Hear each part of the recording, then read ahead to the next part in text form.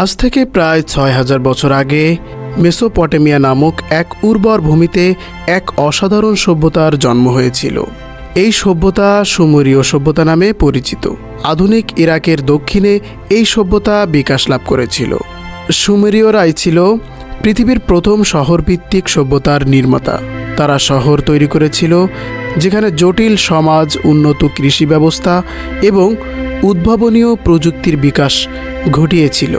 আজকের ভিডিওতে জানব সুমেরীয়দের জীবনযাত্রা, তাদের উদ্ভাবন, এই সভ্যতার অবদান এবং সর্বশেষ জানব তাদের কিভাবে পতন হয়। চলুন ভিডিওটি শুরু করা যাক। প্রথমেই জেনে নিব সুমেরীয়দের জীবনযাত্রা। সুমেরীয়রা কৃষিকাজ করে সেচ ব্যবস্থা ব্যবহার করে শস্য উৎপাদন করত, তা দিয়েই জীবনযাপন করত। উরুক, নাগাসের মতো শহরগুলো ছিল বাণিজ্য ও সংস্কৃতির কেন্দ্র।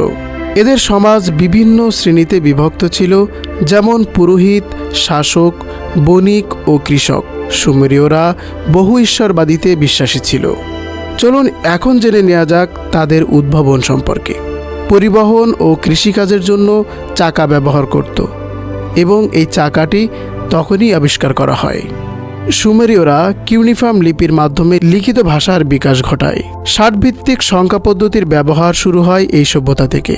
জিগুরাত নামক বিশাল মন্দির নির্মাণ ছিল এই সভ্যতার একটি আকর্ষণীয় উদ্ভাবন। চলুন এখন জেনে নেই সুমেরীয় সভ্যতার পতন কিভাবে হয়েছিল। শহরের মধ্যে বিভিন্ন দ্বন্দ্ব ও যুদ্ধের কারণে তাদের পতন হয় এবং আক্কাদীয় ও ব্যাবিলনীয়দের মতো শক্তিশালী সভ্যতার উত্থান হয়। এজন্য প্রায় ৪,০০০ বছর আগে সুমেরীয় সভ্যতার পতন ঘটে। এই ছিল সুমেরীয় সভ্যতার সংক্ষিপ্ত ইতিহাস। এরকম ঐতিহাসিক ভিডিও দেখতে চাইলে আমাদের সঙ্গে থাকুন। ভিডিওটি ভালো লাগলে লাইক, কমেন্ট এবং শেয়ার করুন। নিয়মিত ভিডিও পেতে চ্যানেলটি সাবস্ক্রাইব করে রাখুন। এতক্ষণ সঙ্গে থাকার জন্য ধন্যবাদ। আসসালামু আলাইকুম।